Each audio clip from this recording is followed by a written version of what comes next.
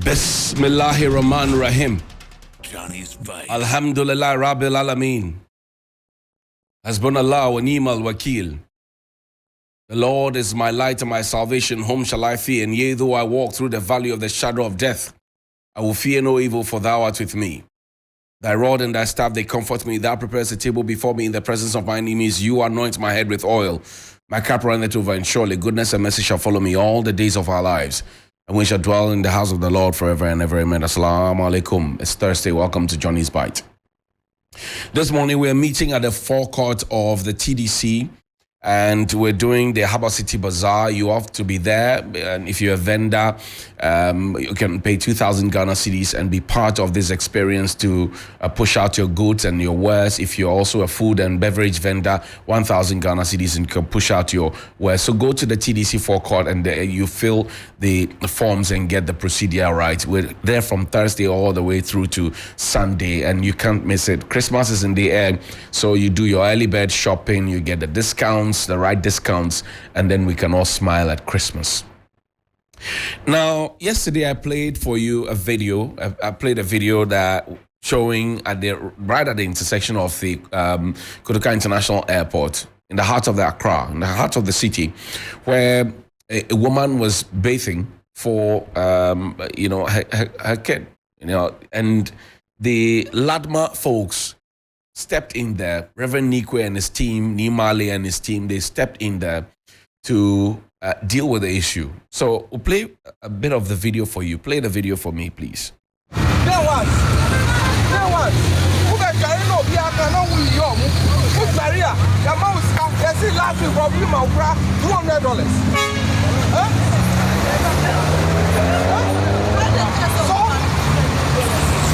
So I had no better room. I have no better room. You don't want that. Who's have a carry on? And why no come up away?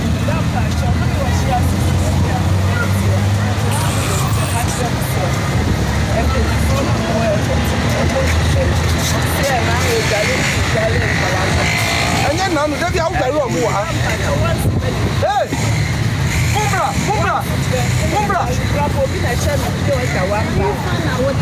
I saw kind of great.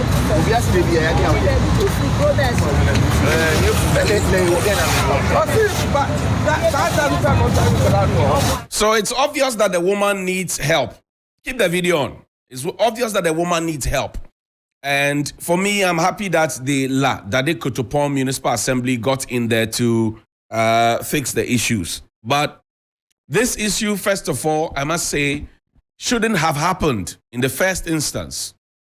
That at the intersection of the road leading to our international airport, you would have something like this happening there. It's unfortunate. Very, very unfortunate, if you ask me. And I'll put it squarely at the doorstep of Ladma to say that the Dade Kotoka Municipal Assembly should have ensured that they had their eyes wide open, especially around that place, around the Accra Mall, all those places where our tourists go, and this was an eyesore, if you asked me. Now, the needless show of bravado, as was there, obviously to the confused children and the mother who needs help, who got on the wrong side of the law, is also a problem. And that's why I've been asking, what does our social welfare system look like? Because our social welfare system itself needs social welfare. You go to some of the social welfare offices and you see that they themselves, they need social welfare. They need social care. They need social workers to help them also, because there's trouble. Did you know that if you found a missing child and you took the person to social welfare office, by the close of the day, if they don't find the parents, the possibility that the child may end up at the police station or in somebody's private home without the necessary documentation is very high. Did you know? Because we don't have evacuation centers. We don't have them. How many homes do we have in Accra, for example? How many homes do we have that are managed by the state, not by private people, by the state? So yes, Ladma has moved in. But this raises a big question, a big conversation, a social protection standpoint. Why is our Minister for Gender, Children and Social Protection There is a specific desk at the ministry that is supposed to be handling things like this. Streetism. Where are they? And you go to every single junction, at least what I know in Accra, start from Kaswa, drill down all the way to Medina, drill down to Adenta, all the way to Pantai. You find children at every single intersection, every single traffic light. So it's not about a one-day show, but really, what are we doing? So these children get the kind of sense of patriotism we want to pump into them. That in future they say, oh, my father was not there. My mother was not capable of taking care of me, but the state took care of me, so I have to take care of the state. Think about it. That my mother was not there. My father was not there, but the state took care of me, so I'm taking care of the state. It's a very important conversation to have. I'll leave it here. These are just preliminaries. Take me back to the National Theatre, please. Let's quickly wrap up with the National Theatre, because over the past 3 or 4 days, we've been doing stuff on the National Theatre. I told you that they have changed the carpets. I told you that they have looked at the chairs. I told you that they have also tried to look at the curtains. But the issues at the National Theatre go beyond carpets, chairs, and curtains. The issues at the National Theatre is a question of management. It is a question of management. I tell you what, there's a letter from the Ministry of Finance that says it has a hologram. It's there. That says that post-retirement contracts was going to be a thing of the past. It was signed by the Deputy Finance Minister. Beautiful. Dated the 5th of August, 2022. It says financial clearance, contract appointment. Please refer to the 2022 budget statement and economic policy, which has been submitted and approved by Parliament for the 2022 fiscal year. The fiscal year has not ended. 2. The Ministry of Finance wishes to inform heads of ministries, departments, and agencies, of which National Theatre is a part, MDAs and Metropolitan Municipal District Assemblies, of some expenditure policy measures as outlined in the 2022 budget statement. 3. Paragraph 324 of the 2022 budget statement and economic policy states, government has, with immediate effect, suspended the granting of approval for post-retirement contract appointments, except in cases where the skills of the retiring officer are in short supply and unavoidably needed.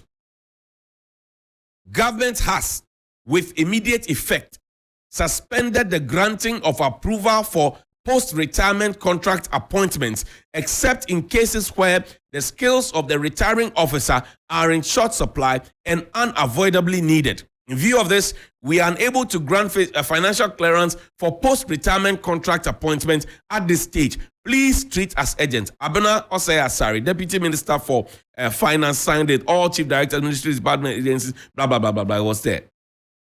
So with this, how did the board chairman of the National Theatre and the board members of the National Theatre go to the presidency to tell the president that we have combed around the whole country? We could not find any who is more suitable to handle the National Theatre. So please give a retiree a 2-year contract, and that contract has been granted. But the only excuse is that the woman is not being paid. This was the government. And the government has also gone ahead. CK Tedam, you remember I told you about it in 2021 or so. CK Tedam, where retirees were being given contract. Now they have been asked to go because the court has ordered. So Ajana 1, Ajana 2. That's the question I'm asking. When you grow up to a certain age, I don't have a problem if you're a board chairman. But the day-to-day running of activities must not be your portion. Because there are other young people who can take over. And there are other young people who are also career persons within that path who also want career advancement and want career progression. It's a fact. So I'm asking this question for the umpteenth time. And put the minister's picture up there for me. I'm asking this question for the umpteenth time. And I'm inviting Dr. Mohammed Awal. I know what you have done at Graphic. We know what you are doing with the Finder newspaper. Please, I'm asking you this question. In terms of corporate governance, is this right? And how was it How did they find out that they couldn't find any suitable person? Did they publish it in the Daily Graphic? Did they publish it in the Ghanaian Times? Did they publish it on the GNA, which tried to do a story that no appropriation has been done? Did they publish it in any of the state-owned media? Forget about private media. To say that they are looking for somebody to fill the vacancy for position A, B, C, D, and they did not get. Have they tried to find a dance company, a director? For more than 2 years, they have not had a director. Have they tried to find out? Now, Dr. Awal, I'm putting your picture up there and saying good morning to you, sir. Because your government promised to build theaters in all the regions of this country. Fact. Your government, you promised the people in your manifesto, that social contract with the people, that you're going to build theaters in all the regions of the country. You even said that you are going to put up music studios, recording studios. You have not built the theaters. You have not built the studios. You have not set up the fund that you said you were going to set up. I can regurgitate off the top of my head what you told the creative space, because I am a tourism and arts writer. I have played in the field before. I still play in the field. So if you have not been able to fulfill what you said you were going to fulfill, at least what is already there, what you came to meet, it is your duty and job to ensure that it is running at its optimal level, so that the benefits for both the staff, the benefits for both the public that engage with you, the benefit for also people who come and paying clients, will be properly reaped. As it stands now, when you rent the National Theatre, you have to hire a separate air conditioner. From who? And who had that arrangement? I said, in the coming days, I'll show you the contract with an air conditioning company that was hurriedly cancelled. I'll show you, National Theatre. But let's go to the response. Yesterday, I showed you the response of the board chairman, which was emotionally laden. I'll show you. Show me the response of when they received that query from the board chairman, they wrote, National Theatre of Ghana, Divisional Union, Abibi Groma, Ghana Dance Ensemble, National Symphony Orchestra, National Theatre of Ghana, the Executive Director, blah, blah, blah, blah, blah. It says, public manifestation of grievances submitted to the Board of Directors. We acknowledge receipt of memo dated 20th of November 2023 on the above subject matter, which demands a written explanation in less than 48 hours of a purported public manifestation alleged to have been embarked upon by the staff in relation to our Wednesday, 8 November 2023 petition to the Board of Directors of the National Theatre of Ghana. If we had been holding staff there best, they wouldn't have gone out there. It is reassuringly heartwarming to note in the cited memo the concern of the board members and management in the image and reputation of the National Theatre of Ghana. So there's a symbiotic understanding that we are all interested in the image and reputation of the National Theatre.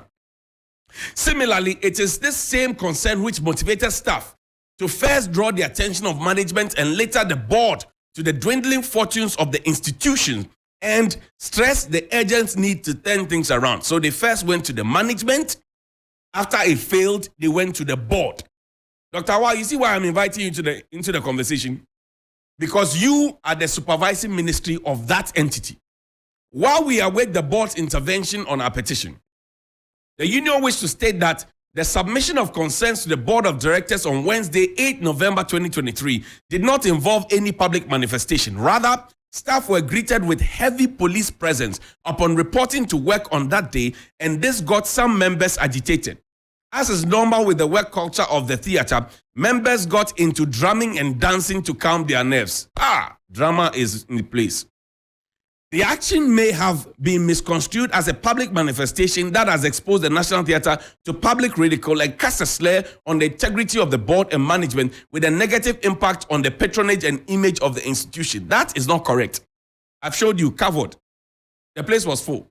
The gods are not to blame. All 2 days, all 4 shows, the place was full. Further, no staff left the work premises and all actions were done in good faith and with a passionate intention to help save the fortunes of the National Theatre of Ghana.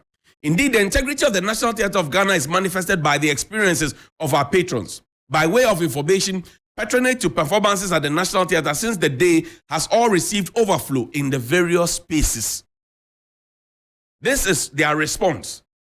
And it says, while we do not intend to interpret this memo as a query to all staff, neither as an attempt by the board and management to intimidate staff, we will be grateful if our collective energies are harnessed to help resolve the challenges facing the theatre. At this point, and by a copy of this correspondence, we humbly wish to refer the matter to the General Secretary of the Public Service Workers Union, who represents workers of the theatre, for his intervention, signed by all the people there. So they have a genuine case that they have written to management. They have told them the problems, and they enumerated them. The carpet and the chairs are just one. Plenty other problems at the National Theatre that I showed you. So, Dr. Awal, that's why I'm asking you. And Dr. Awal, please, when you go to the National Theatre, don't engage the management. Don't engage the board. Put the workers in a room and listen to them first. Then, based on that knowledge you have, go and listen to the management and listen to the board. And as the wise man that you are, I'm sure you will make some good conclusions and help all of us. Because, again, I reiterate, your government promised to build theatres in all the 16 regions. You haven't built any. Your government promised to build recording studios in many different places. You haven't done that. Your government promised to build one ultra-modern theatre. You haven't built that.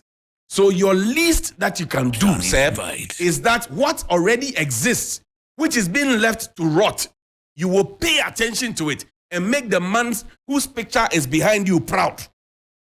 See, Nanado is smiling behind you. But Doc, you are not smiling. I want you to also smile like Nanado, with the Ghana flag on your right-hand side blossoming. Your fugu is nice. Let the National Theatre be as nice as your fugu, sir. Maybe you can also consider the Arts Center. Because even the Arts Center, there is an eyesore. Triple, quadruple times more than the National Theatre. I leave it here. Show me the GM Bank photo. That's our last one. Today is Throwback Thursday, right? Johnny's Bite. Now, GM Bank, put the picture up there. Just leave the picture up there. Let it sink in. This is what has become of an indigenous business. Arguably, a bank that had even more branches than our own GCB bank. Arguably. And you see, wise enough, Dr. Indum and his team put solar panels on top of the roof. So they were ahead of us. How many state institutions in this country use solar panels? GN Bank had branches all across the country, sometimes even in containers, in places that you couldn't think of banks existing. GN Bank. What happened? We woke up one day and collapsed it. Dr. Indum's argument was that you owe me money. And this is how you owe me money. I have lent monies to contractors to come and construct roads that you have benefited from in terms of your politics and campaigning. You have not paid the contractors. The contractors have in turn not been able to pay me. So when you say I do not have money enough to be fit to play within the field, I say pay the contractors, let the contractors pay me and see if I am fit for purpose or not. But GM Bank was closed down. The assets and the liabilities of GN Bank were taken over. Today, you go around the country and you see GN Banks in bushes. And it raises a key question. If I had money as a Ghanaian, like Dr. Papa Kwesi Indum had money, would I invest in Ghana or would I go elsewhere to invest? If I had money, and I think that my country would rather focus on political business people, and this is a very painful thing. Not just NDC, not just MPP. Political business people. In the past, when they did it to Apia Minka, Akoko Dako, and the rest, were complaining. It has not stopped. They are still doing it. The political class. And we always will make reference to Nigeria, to Nigeria, to Nigeria. We are telling young people to go back into investment, to go into agri, to go into this. Now they are seeing that you are doing this to their forebears. Would they be encouraged to go into it? Can we think about the number of jobs that were lost because somebody decided that we're not happy with GM Bank, let us shut it down because of political reasons, because the man will get money from it and go and fund his PPP and may become the third force, maybe. So are we building political businesses? Go to Nigeria. Which political party has come in Nigeria, and we have seen the changes that they have tried to stop Dangote, Aliko Dangote cement manufacturing? Which Nigerian government has done that? They have supported it with all their will and might because they take pride in it. They look at the jobs they are creating. They look at the money they are raking in. They are proud to say that we are building with our own countryman's cement. In our case, we have other nationals having their banks flooding our country. Check how many Ghanaian-owned banks we have in the system. Name the banks. A bank of your choice, you name it. And look at the banks that are doing very, very well. And go and find out who owns them and which countries they come from. And I ask myself, how have we not been able to harness and manage our own resources? There are two ways through which you can get the people's savings. You can get it through their church offerings, which are not taxed, or you can get it through their savings in the bank. Who owns your biggest churches in this country? Who owns your biggest banks in this country? Flip into any other neighboring country. Check if you can find any Ghanaian-owned bank in those countries. Check if you can find any Ghanaian-owned church which is that large in those countries. But Kobe Benin, Johnny's me, I right. belong to blue. He belongs to green. So once this bank is his, it belongs to blue, and may get the money to go and support their blue agenda, then let's crash the person. When we crashed GM Bank, what did we get? People are now home, jobless. Their children's lives have been mismanaged. Show the picture. Put the picture up there. Their children's lives have been mismanaged. I just want to show you how we've left a bank in the Johnny's bush right. with all the resources in it, with all the solar panels. Show the picture, please. This is GMI. Let it sink in. How we have decided to be wicked to our own selves. I started with a wicked story of the woman with the 3 children. I'm ending with another wicked story just to show you how wicked we are. And we have elders in this country who have kept quiet. They are seeing, they are watching. They won't say anything. Then when people start manifesting, they will say, oh, peace council, let peace reign, let peace reign. This is somebody's investment. Think about it. Good morning.